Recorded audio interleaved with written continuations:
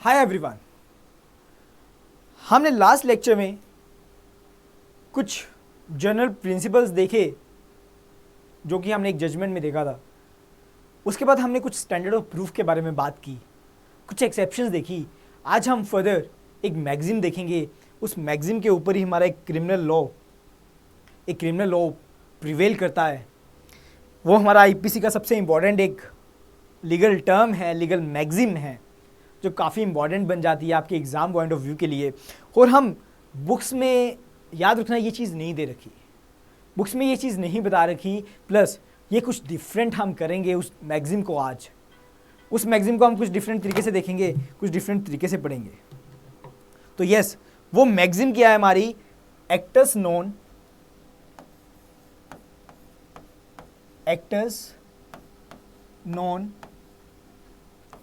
फेसिएट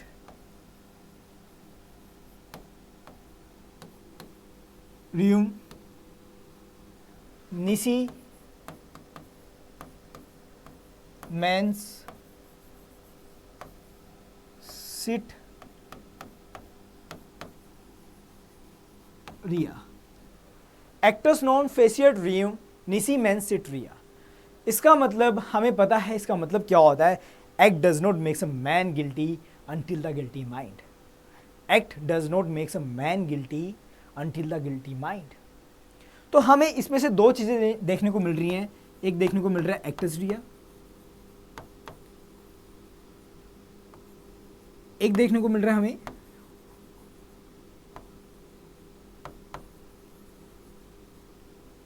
mains रिया। तो अगर मैं एक्ट की बात करूं, एक्ट का मतलब क्या होता है? एक्ट का मतलब हमें आईपीसी में नहीं बता रखा। अगर हम एक ऑक्सफोर्ड डिक्शनरी देखते हैं, उसमें एक्ट का मतलब बता रखा है कि मूवमेंट ऑफ मसल। अगर मसल की आपकी मूवमेंट होती है वो आपका एक्ट होता है। मैं आइज ब्लिंक कर रहा हूँ, वो मेरी मसल्स की मूवमेंट हो रही है। मैं बोल रहा हूँ, मेरे मसल्स की मूवमेंट हो रही है। मैं थप्पड़ मार रहा हूँ, मूवमेंट की मसल हो रही है। मैं मर्डर कर रहा हूँ, मूवमेंट की मसल हो रही है। मैं भाग रहा हूँ, मूवमेंट की मसल की मूवमेंट हो रही है। प्लस मैं कोई भी काम कर रहा हूँ, मेरी मसल की मूवमेंट हो रही है। तो एक्ट का मतलब अगर हम देखें, मूवमेंट ऑफ मसल, वो हमारा एक्ट है। चाहे वो हाउस ब्रेकिंग, ट्रेसपास कर रहे हो, चाहे ग्रीवियस हर्ट कर रहे हो, चाहे मर्डर कर रहे हो, चाहे रेप कर रहे हो, चाहे आप रॉबरी कर रहे हो, चाहे किडनैपिंग कर रहे हो, आपकी मूवमेंट होगी। किसकी होगी? मसल की मूवमेंट होगी। तो एक्ट का मतलब क्या है हमारा? प्रोहिबिटेड बाय लॉ और omission by law. Prohibited by law और ओमिशन बाय लॉ, ये हमारा मतलब होता है एक्ट का अकॉर्डिंग टू आईपीसी। तो हमें इतना पता है, एक्ट का मतलब प्रोहिबिटेड बाय लॉ, ये मैं आपको पहले भी बता चुका हूं। और ओमिशन बाय लॉ,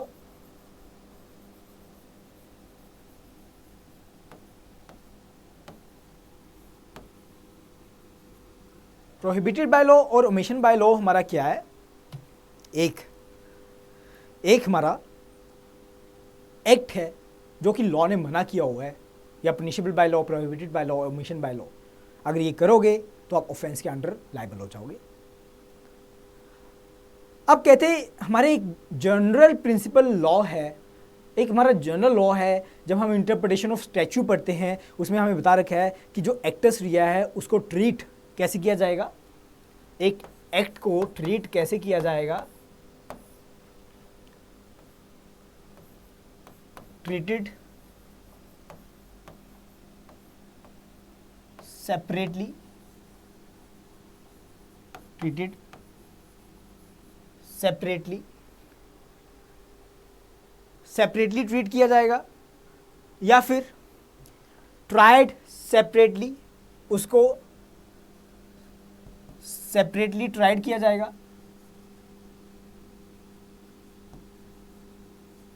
उसको सेपरेटली क्या किया जाएगा? ट्राइड किया जाएगा। और उस एक्ट को पनिश सेपरेटली किया जाएगा। सेपरेटली क्या किया जाएगा? पुनिश किया जाएगा। अब एग्जाम्पल देता हूं। एक हस्बैंड ने अपने वाइफ को थप्पड़ मारा, हस्बैंड को क्या किया, थप्पड़ मारा। उसमें हस्बैंड ने जब अपनी वाइफ को थप्पड़ मारा था तो उसका बेटा बीच में आया। उसका बेटा अपने पापा को हटा रहा था तो उसके पापा ने क्या किया, अपने बेटे को उठाया और फेंक दिया, उठा के गिर दिया। छोटा बच्चा था तो उसको ग्रीवियस हर्ट हुआ। उसके बाद जो वाइफ थी, उनके ब्रदर आए, वो अपने जो वाइफ के हस्बैंड थे उनको हटाने आए। जब वो हटा रहे थे तो हस्बैंड ने अपने ब्रदर इन लॉ को क्या किया, चाकू से मार दिया, मर्डर कर दिया। तो अगर आप देखते हो कि अलग अलग एक्ट हुए, अलग अलग ऑफेंस हुए, क्या अलग अलग इसके ऊपर चार्जेस पड़ेंगे? क्या अलग अलग जो ट्राई किया जाएगा सूट, सेपरेटली सूट ट्राई किया जाएगा? क्या इन एक्ट्स को सेपरेटली ट्रीट किया जाएगा? क्या 3-4 केस अलग अलग बनेंगे? क्या 3-4 केसेस की अलग अलग पुनिशमेंट तरीके से दी जाएगी? नहीं, एक ही एफआईआर होगी। तो ये हमारे पास सीआरपीसी में है। सीआरपीसी में हमारे पास एक कंसेप्ट है ज्वाइंटर ऑफ चार्ज। पर एज ए जनरल रूल हमने ये मानते थे कि जो एक्ट है उसको सेपरेटली ट्रीट किया जाएगा, सेपरेटली ट्राइड किया जाएगा, सेपरेटली पुनिश्ड किया जाएगा। पर हमारे पास क्या है, हमारे पास ज्वाइंटर ऑफ चार्जेस हैं। ज्वाइंटर ऑफ चार्जेस हमारे पास कहाँ पर है? सीआरपीसी में है। तो इस तरीके से हम ज्वाइंट कर देते हैं तो हमारा एक ही केस चलता है, एक ही ट्रायल चलता है और उसको सेम तरीके से क्या किया जाता है, ट्रीट किया जाता है। अब हमें एक्टस रिया समझने से पहले हमें सेक्शन 39 को समझना पड़ेगा। हमें किसको समझना पड़ेगा? सेक्शन 39 को समझना पड़ेगा। अब सेक्शन 39 मैंने आपको पहले भी बोला था कि प्लीज़ आप अपना बेरेक्ट साथ लेके आया करें, साथ देखा करें। तो सेक्शन 39 देखते हैं कि क्या होता है। सेक्शन 39 डील करता है voluntarily.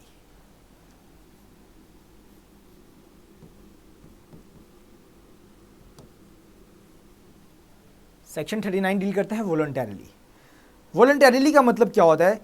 A person is said to cause and effect voluntarily when he causes it by means whereby he intended to cause it, whereby he is intending to cause it। भाई voluntarily की definition में इन्होंने पहला point क्या लिखा? Intention. ये intention बता रहे हैं कि voluntarily का मतलब क्या होता है? इंटेंशन होता है। दूसरा इन्होंने बताया और by means which at the time of employing those means he knew का मतलब क्या होता है? नॉलेज। क्या होता है? नॉलेज। उसके बाद थर्ड पॉइंट हमें क्या निकलने को मिल रहा है? और had reason to believe to be likely to cause it. Reason to believe, हमें वॉलंटरीली से तीन चीजें समझ आ रही हैं कि 3 चीजें हमारी वॉलंटरीली होती हैं। क्या ये तीनों चीजें सेम हैं? क्या तीनों चीज़ों का मतलब सेम है या इन तीनों चीज़ों का डिफरेंस अलग अलग होता है? याद रखना, तीनों चीज़ें आपस में बहुत ज़्यादा डिफरेंट है। तीनों चीज़ों का डिफरेंस बहुत ज़्यादा होता है तो हम इनको ये एज ए सिमिलर नहीं मान सकते। तो अब मैं आपको बताता हूँ कि हमारे पास एक मैक्सिम और है। वो मैक्सिम क्या है? एक्टस मी इन विटो फैक्टर्स। एक्टस मी इन विटो फैक्टर्स नॉन एस्ट मीन्स एक्टस। एक्टस मीन विटो फैक्टर्स नॉन एस्ट मैन एक्टस। इसका मतलब क्या होता है? An act done against my will does not my act. जो एक्ट किया जा रहा है मेरी विल के अगेंस्ट, वो मेरा एक्ट नहीं है। अब हम इंटेंशन, नॉलेज और रीजन टू बिलीव, आज इन तीनों चीजों की हम क्या देखेंगे? हम इन तीनों चीजों का मतलब देखेंगे। हम तीनों चीजों का क्या देखेंगे? मतलब देखेंगे। तो अब इन तीनों चीज़ों का मतलब हम देखते हैं। सबसे पहले इंटेंशन का मतलब देखते हैं कि इंटेंशन का मतलब क्या होता है। इंटेंशन का मतलब आपकी एक इंटेंशन थी कोई ऑफेंस करने की, मतलब एक आपका डिजायर था, आपकी एक इच्छा थी मैं ये एक्ट करूं। एक चीज़ हमें समझ आ गई, इंटेंशन में हमारी एक चीज़ तो होती है। क्या होती है? डिजायर। मैंने सपोज करो मेरा एक दुश्मन है, मैंने उसका मर्डर करना था। मेरी कोई दुश्मनी थी, मैंने तो उसका मर्डर करना था। मेरी डिज़ायर थी, मेरी इच्छा थी, तो मुझे उसका मर्डर करना था, नहीं तो मैं उसका मर्डर ना करता अगर मेरी डिज़ायर ना होती। प्लस डिज़ायर के साथ साथ मेरी फोर्सेबिलिटी ऑफ कॉन्सिक्वेंसेस था। क्या था? फोर्सेबिलिटी ऑफ कॉन्सिक्वेंसेस था।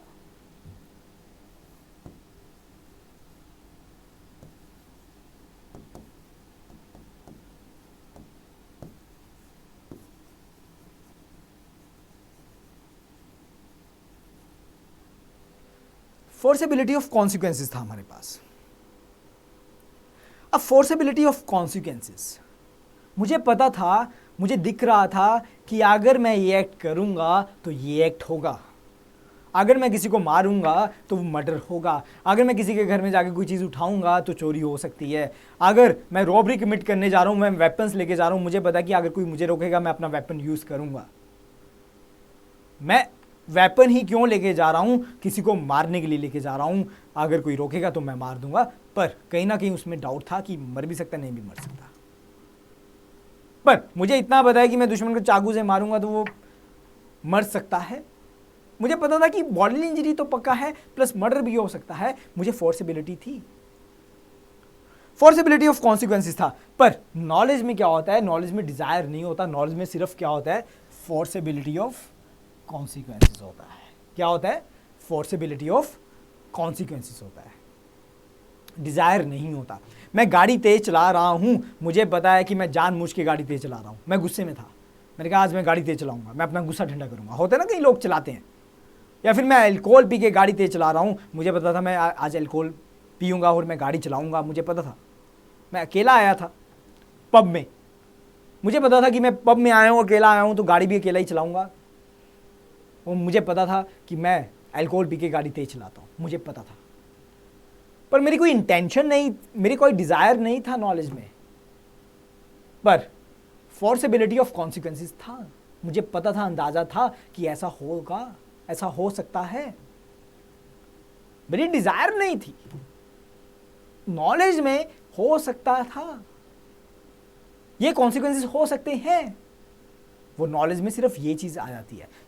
अब person to believe, reason to believe, reason to believe अगर आप देखते हो, रीजन टू बिलीव के लिए हमें सेक्शन 26 में जाना पड़ेगा। कहां जाना पड़ेगा? सेक्शन 26 में। प्लीज सेक्शन 26 ओपन करो। सेक्शन 26 क्या बता रहा है? A person is said to have reason to believe a thing if he has sufficient cause to believe that thing but not otherwise. इसका मतलब हम ना कभी समझ नहीं पाते रीजन टू बिलीव का, हम करते रहते हैं, हम समझते रहते हैं, पर कभी हम क्लियर नहीं कर पाते कि रीजन टू बिलीव है क्या। तो रीजन टू बिलीव आज आपका क्लियर होगा क्या होता है। मैं एक एग्जांपल लेता हूं। अगर कोई मुझे गोल्ड अभी 57,000 ग्राम उसका रेट चल रहा है ना, 57,000 या 60,000 के आसपास उसका रेट चल रहा है, तो मुझे एग्जैक्ट रेट तो नहीं पता, तो इसके आसपास रेट चल रहा है एक गोल्ड का। अब सपोज करो 60,000 1 ग्राम रेट था गोल्ड का। 1 ग्राम सोना कितने का था? 60,000 का था। थोड़ा सिचुएशन लेके चल रहे हैं। एक बंदा मेरे पास आया, कहता कि यार तू 2,000 पे ग्राम ले ले सोना मेरे मुझसे, 2,000 पर ग्राम। कहाँ 60,000, कहाँ 2,000? कहीं ना कहीं मुझे शक होगा ना, या सोना गलत है, सोना मतलब डुप्लीकेट है, तो मुझे रीजन टू बिलीव होगा कि सोना गलत है। सपोज करो रीजन टू बिलीव की हम बात करते हैं, कोई गाड़ी मुझे देता है जो 10 लाख की गाड़ी थी, मुझे 1 लाख में दे रहा है, तो मुझे होगा ना ये स्टोलन कार है। कल को वो स्टोलन कार निकलती है और वो कार मैंने ले ली थी, तो लॉ क्या बोलेगा? अगर 10 लाख की गाड़ी आपको 1 लाख में मिल रही है तो एक रीजन टू बिलीव था। रीजन टू बिलीव क्या था? कि कहीं ना कहीं आपको पता था कि ये स्टोलन कार है। एक गाड़ी की वैल्यू इतनी कम कोई नहीं देता। 10 लाख की गाड़ी है तो मिनिमम 4-5 लाख तो लेगा आपसे, 6 लाख लेगा मिनिमम। 10 लाख की मार्केट वैल्यू थी, आपने सिर्फ 1 लाख में ले ली। आपको एक बार भी शक नहीं हुआ? एक बार भी आपको लगा नहीं कि ये स्टोलन कार है? तो कहते ये क्या है? कहते ये रीजन टू बिलीव था। तो रीजन टू बिलीव, नॉलेज और इंटेंशन, हमारी 3 चीजें आ जाती हैं, तीन चीज़ें जो है हमारी वॉलंटरीली के अंडर आती हैं। तो हमारे इंडियन पिनल कोड में मैकॉले ने क्या कर दिया, जहाँ जब वॉलंटरीली लिखा है तो वहाँ तीनों चीज़ें आपकी एक साथ देखने को मिलेंगी।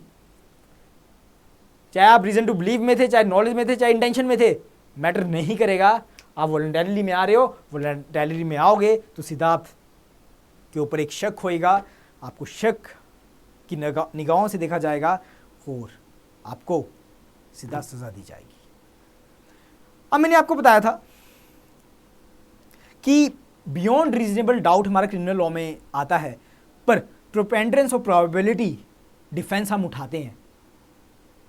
ठीक है, प्रोपेंडेंस ऑफ प्रोबेबिलिटी हमारा क्रिमिनल लॉ में वैसे अप्लाई नहीं होता, पर डिफेंस जब हम उठाते हैं तब हमारा प्रोपेंडेंस ऑफ प्रोबेबिलिटी अप्लाई होता है। क्योंकि जनरल एक्सेप्शन में ज़्यादातर हम देखते हैं तो वॉलंटरीली लिखा हुआ है, इंटॉक्सिकेशन में वर्ड सीधा वॉलंटरीली डील किया हुआ है। कहते हैं अगर आप वॉलंटरीली एक्ट करते हो तो आपको डिफेंस नहीं मिलेगा, मतलब वॉलंटरीली में अगर आपका रीज़न टू बिलीव था तब आपको डिफेंस नहीं मिलेगा। तो प्रोपेंडेंस ऑफ प्रोबेबिलिटी वैसे हम क्रिमिनल लॉ में क्या देखते हैं, बियॉन्ड रीजनेबल डाउट हमें प्रूव करना होता है, प्रोपेंडेंस ऑफ प्रोबेबिलिटी प्रूव नहीं करना होता। पर जनरल एक्सेप्शन हमें प्रोपेंडेंस ऑफ प्रोबेबिलिटी प्रूव करने होते हैं। ये किसको प्रूव करने होते हैं, एक्यूज को प्रूव करने होते हैं। तो ये बर्डन ऑफ प्रूफ किसके ऊपर होता है, ये बर्डन ऑफ प्रूफ आपका किसके ऊपर होता है, ये हमारा एक्यूज के ऊपर होता है कि उसको डिफेंस प्रूफ करना पड़ेगा। अगर वो कोई डिफेंस उठा रहा है, चाहे वो इंटॉक्सिकेशन का डिफेंस उठा रहा है, चाहे वो अनसाउंडनेस ऑफ माइंड का डिफेंस उठा रहा है, तो किसको प्रूफ करना पड़ेगा, ये हमारे एक्यूज को प्रूफ करना पड़ेगा। तो हमने आज एक शुरू किया, एक हमारे क्रिमिनलिटी, जुरिस्प्रूडेंस ऑफ क्रिमिनलिटी या थियोरी ऑफ क्रिमिनलिटी को हम देख रहे हैं और हम इसको देखते रहेंगे, एक दो लेक्चर्स में ख़त्म करेंगे।